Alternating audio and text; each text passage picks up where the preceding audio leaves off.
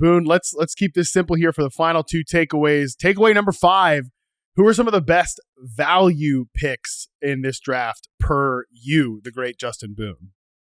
Well, not surprising. It's guys, a lot of them are players that we've touched on as we've been going through the mock here. Chase Brown in round 3, like I said, a guy that I'm targeting in basically every single draft I'm in right now. I mentioned it before, but RB7 from week 4 on last year. Don't think that much has changed.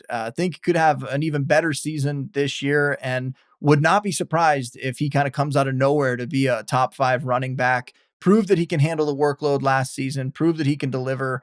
And I think he could be a first round value. I really think he's a first round value that you might be getting in the 3rd round. So people should be looking at him. James Conner, again, we went over it quite a bit, but RB23 in round 5, and yet he's finished as the RB6, the RB10, the RB9, and the RB14 in fantasy points per game since joining the Cardinals.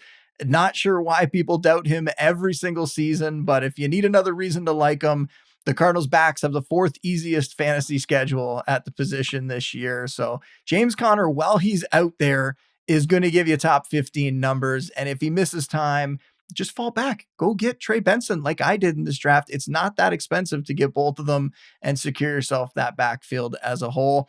So many of the receivers from rounds 5 to 7. I'm not going to name all of them. I mean, Devonta Smith at wide receiver 29 was kind of shocking to me. I feel like he normally goes much higher than that. And Josh Downs, who we bring up constantly, those two probably stand out the most for me. But even Rome Odunze, like I think Odunze has a chance to be the number 1 receiver in that offense. When you have a new coaching staff come in, things are going to get shaken up. And I do like DJ Moore quite a bit, but with the way things have gone, with how DJ Moore acted last year, there's certainly a path to DJ Moore not coming through this season and the new coaching staff kind of moving on to younger players, whether it's Odunze, whether it's Luther Burden, whether it's the tight end like Colston Loveland. I could see someone else step up, and I think Rome Odunze might be another one of those guys where people feel a little burned last season that he didn't do that much, but he was trapped behind 2 really good veterans. He's not the same player by any means, but could he be that Jackson Smith-Njigba type player where he was trapped behind 2 veterans as a rookie, and then all of a sudden a new coach comes in and he gets unlocked in his 2nd season and has a big year? I'm willing to take a shot on that where he's going. I'm not saying I'm guaranteeing that it's going to happen, but I think he's another player in that range that's pretty good. I can keep going here, Matt. Do you have any you want to throw out there so it's not just me firing all these off? No. Or you want me to keep going? Well, listen, I mean, I'll throw it back to you, but I just want to say on the Odunze thing, look, people know I was a big fan of Rome Odunze, and I made the point that people were going to make the same mistake that they made with Jackson Smith-Njigba in terms of like, not a good rookie season from a per route basis, this, that, and the other. That's exactly what people said about JSN after his rookie year, because as you mentioned, he was trapped behind 2 really good veteran receivers, and same with Odunze last year. I remember saying that when he scored the 2 touchdowns against the 49ers, that was like in November or something. Like, just remember, don't make the same mistake in the offseason. And I've seen people make the same mistake in the offseason. Not that I think that DJ Moore is necessarily like he's done or he's cooked or anything like that, but he did not have a good year last year. And I just think it's a mistake for consensus ADP to have DJ Moore at wide receiver at 45th overall and Odunze to be 82nd overall. Like, that gap is too big to me. I think those guys should be closer. And even Luther Burden, who probably will rise. He went in the 9th round, I believe, of this draft. He just hasn't been involved in the offseason, but he certainly has a chance to go up as well. So I liked the Burden pick. Oh God, that was Ryan Heath's team. Damn it. Take it back. Edit that out. It was an okay pick. It was fine.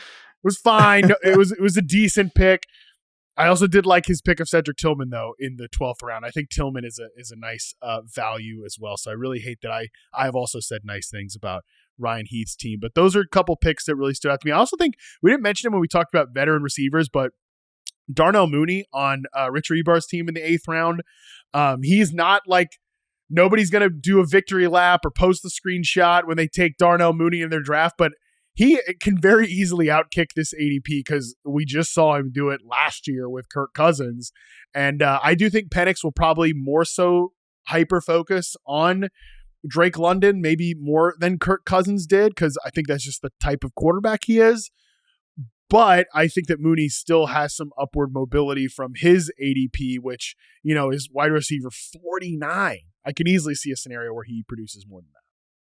Yeah, absolutely agree with you there. Mooney was a guy who I had him on some dynasty teams, but who I also got thrown in, it felt like as like an extra piece in a lot of dynasty Mm. trades this offseason. Just not a name that people are that excited about. And yet Yeah. he was having a pretty good year last year. So could certainly see him put something together and yeah, not be a guy that's going to be a volume hog and, win your league for you, but certainly No. a great depth piece on your fantasy team, a guy that could step in and be your wide receiver 3 or a flex, which is where he got drafted here. Some other guys, I mentioned Justin Fields before. I mean, him going in round 11 as the quarterback 11 after he was the quarterback 7 over the first 6 weeks last year with the Steelers. He's the quarterback 12 in 2023. He was the quarterback 6 in 2022.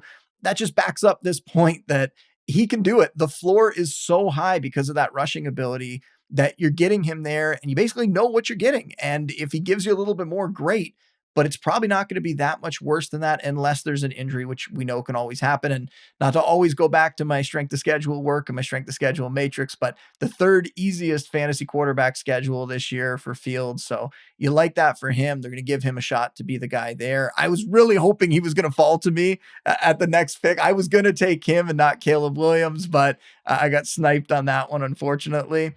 And then we'll just bring up Tucker Kraft again, because I do think that is a really good pick. I think he is, if not the guy, certainly one of the 2 or 3 guys that I would be targeting in the late rounds if I don't get one of those elite tight ends. We went over it quite a bit, but he certainly established himself as the starter there. Last year, we were talking about, is it going to be him? Is it going to be Luke Musgrave?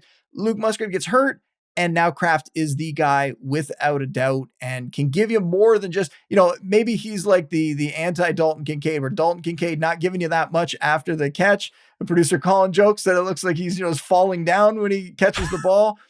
Kraft just rolling with it. Kraft putting up really good stats after the catch. So that can certainly get him up a little bit more, even if he's not one of the top 2 target getters in that offense. So those are some of my favorites. Do you have any others that stood out to you? No, I love Tucker Kraft. I was obviously the one that took him. So he's definitely, look, he's, I'm gonna end up being pretty overweight on Tucker Kraft. I think he's a really good player. I also thought your pickup of Emeka Egbuka was good too. I feel like we've talked about him a lot since you've joined the Yahoo team here, and he's just someone that is an 8th round pick here by you, which he's not going to go in the 8th. Like if drafting right now, he's not going to go in the 8th round in most leagues, although his ADP is climbing. He's 121st overall right now. He's someone that I could conceivably see, just depending on how the next couple of weeks go. Chris Godwin is not going to do team stuff to start training camp. That's obviously a concern. And just generally, like, the more people talk about him, if he gets a lot of pop out of training camp, he on paper looks like he could be the next JSN, the next Rome Odunze, like stuck behind 2 veteran receivers. But, whereas those guys who are maybe older, like Lockett or Keenan Allen, didn't really age out or were still prioritized. You just never know. Like, Mike Evans has missed a lot of time over the last couple of years. So Emeka Egbuka could be somebody that rises a bit, but for now I do think he's a pretty good value. But let's not be positive here anymore. Let's switch to our final takeaway, which is just which picks might people regret a little bit. I think there's some obvious ones like Rashee Rice, who went in the 2nd round here. The news broke after this. I'm actually curious, because we haven't talked about it on the show yet. What are you doing with Rashee Rice and all these Chiefs from a rankings perspective, even though we don't know totally how many games he's going to miss at this point? Yeah, so Worthy's getting the obvious bump up. I don't really love Hollywood Brown in terms of fantasy. I mean, a nice real life player, but I don't think he's really going to have the kind of impact that his name suggests. He's like a household name that really doesn't come through for fantasy. I think the rookie, Jalen Royals, is a little interesting. Maybe he could step up and get some more work if Rice is out. But for Rice, I'm still targeting him. Like, we'll see where this ADP falls to, but I think a 1 to 4 game suspension is probably most likely. There's a chance that it could be more. Ooh, If really? that's all he misses, and if that's all he misses, that seems to be what some of the reports were out there, that the expectation is it could just be that. I don't know why everyone's jumping to the fact it could be like half a season. Maybe it will be. Maybe they're going to try to make an example of him. But right now, my projections, I'm operating like it's going to be 4 games or less. And if that's the case, he'll miss time early in the season when teams aren't on bye. So you'll have options to be able to fill the role. And this is a guy that could be a top 12 fantasy receiver when he's on the field this year. And I think in general, people overreact when this news comes out, right? People are, oh my God, this happened. Oh no, he's going to miss all this time. And again, it's not impossible that that's the case, but how many times have we seen guys get in trouble off the field? We all panic. Their ADP falls like crazy.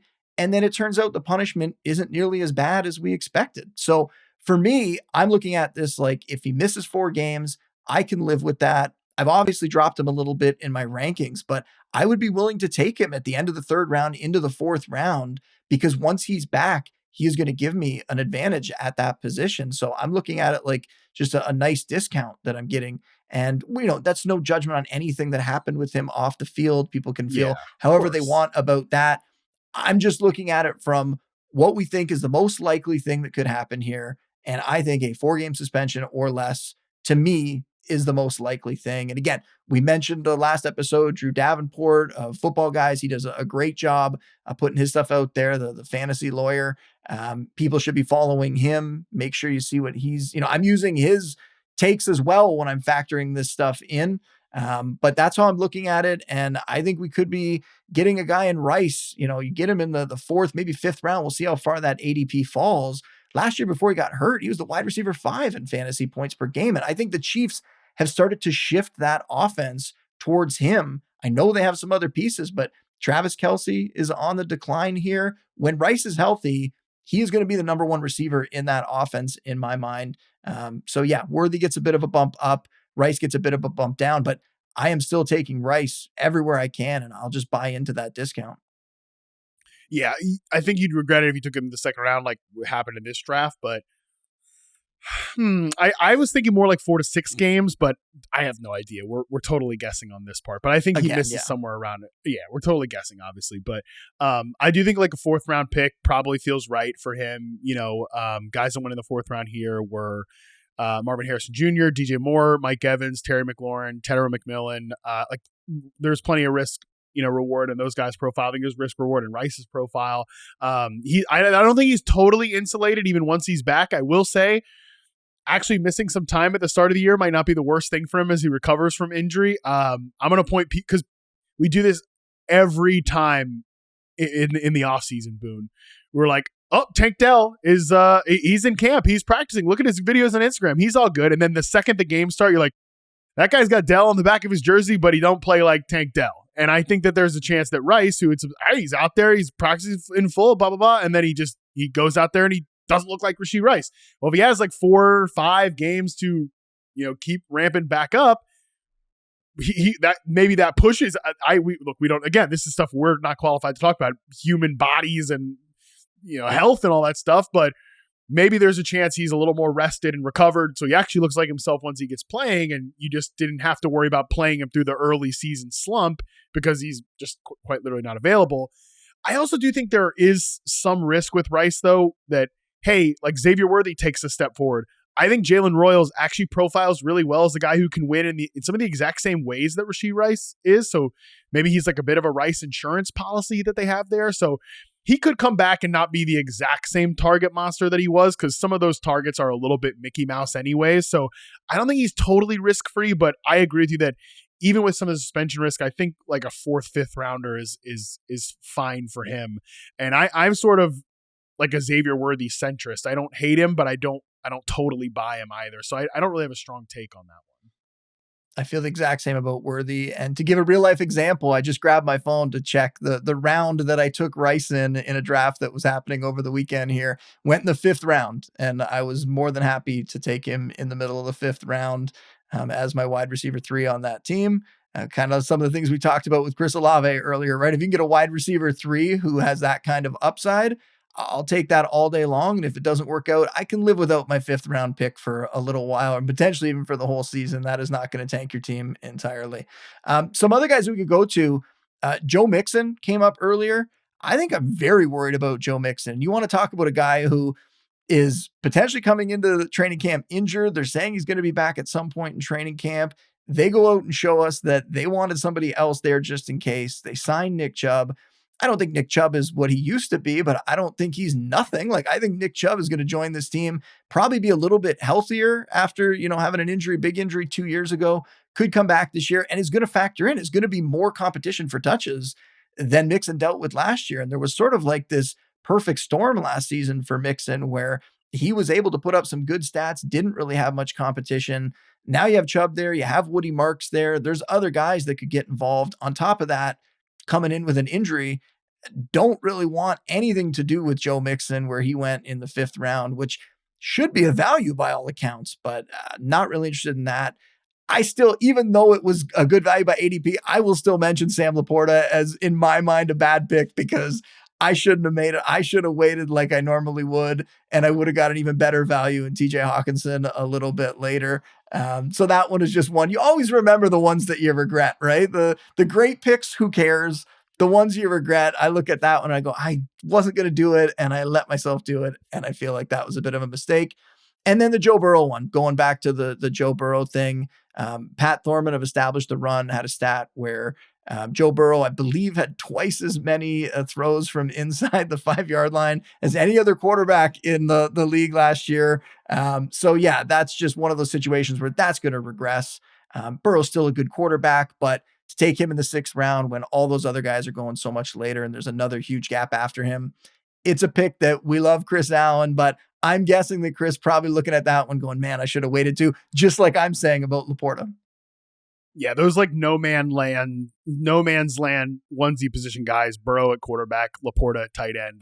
Those are definitely some that you almost always end up regretting a little bit once you make them, even if both of those guys went later in this draft than they would normally. So I don't think it's quite as like, it's not quite as bad, but then the gap between those guys and the ones that went next at their position was so big that I always, whenever I make those picks, I'm like, yeah, damn, I could have waited till, round 9, 10 to take a quarterback or something like that. Just we'll wrap this up on Mixon here because I think that one is interesting because, man, if teams speak louder with their actions than their words, the Texans have added a lot of stuff at running back. I'm not going to say they went out and got a difference maker, but adding Nick Chubb, adding Woody Marks, when they traded up to get Woody Marks, they gave up future draft capital, who at the very least is going to be is supposed to be a pretty good pass catcher.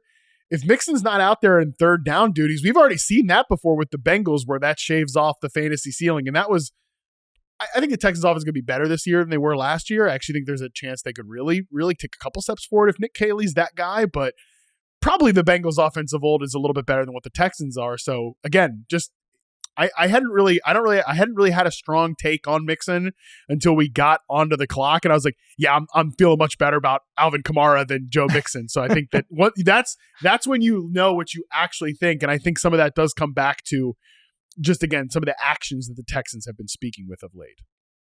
Well, and that's one of the best things about doing mock drafts this time of year, about doing real drafts as well. And you just hit on it, right? The idea that when you are on the clock, when you have to make that decision, it causes you to either do more research or to really dig into your gut and just go, which play do I actually want to root for this year? Who do I want to have on my team? Who do I feel better about? And I always tell people, if they have a strong feeling that goes against what my projections or what my rankings are, trust your gut. This is your fantasy team, right? Same. We're here as guides. We're here to provide information. You can use our stuff, great, but you are the one that makes the decision in the end. So if you have a strong gut feeling, that's what you want to go with. That's what you want to build your team around, because you want to be the one that made that decision in the end. If it works or if it doesn't work, you don't want to have to be looking and, blaming someone else. You want to look at it and go, hey, I was the one that built this team. I'm the reason that I won a title. And yeah, I got to use some great resources, but it comes down to you in the end. Yeah, this is a personal accountability podcast. You make your own decisions here. I had somebody ask me in my Discord over the weekend, like, should I do this, that, or the other, like a dynasty trade question? I was like, brother, it is your life. You could do whatever you want. Do whatever you want. I mean, you don't want to look back in anger on something that you decide. I didn't want to do that, but because friggin' Matt Harmon said to do it. Yeah, no, ridiculous. To the victor goes the spoils. You all are the victors. like Boone said, we're just here to guide you along the way. And we guided you through the first big mock draft that we did this season. This was awesome. Boone, you are going to be doing the write-up so people can find some more information on this. If they didn't get enough from this hour-plus long show, you're going to have some more takeaways that people can find on the site, correct? Yeah, my approach for that one is going to be round by round. So we'll touch on some of the things that we talked about today, but I'll also give more of a take of how people were building their teams and some of my thoughts on that as well. So it's fun. I love doing those, every year, kind of breaking that stuff down. And I'm glad Yahoo's given me an opportunity to do that this season.